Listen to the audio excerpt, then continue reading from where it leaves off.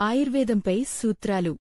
స్వస్థస్య స్వస్థరక్షణం, ఆతురస్య వికారప్రశమనం. అర్థం: ఆరోగ్యవంతుడి ఆరోగ్యం కాపాడటమే కాదు, అనారోగ్యున్నవాడి వ్యాధిని నయం చేయడమే ఆయుర్వేద లక్ష్యం. హితభుక్తం, మితభుక్తం, కృతకాలభుక్తం.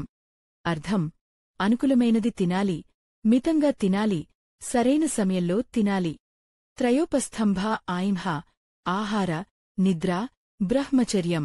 అర్థం: జీవితం యొక్క 3 పునాది స్తంభాలు సరైన ఆహారం, సరిపడిన నిద్ర, నియమిత జీవనశైలి. రోగాః సర్వే అపి మాందగ్నో. అర్థం: అన్ని రోగాలు జీర్ణాగ్ని బలహీనత వలన వస్తాయి.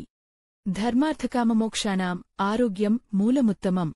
అర్థం: ధర్మం, అర్థం, కామం, మోక్షం ఈ 4 పురుషార్థాలు కూడా ఆరోగ్యంపైనే ఆధారపడి ఉంటాయి.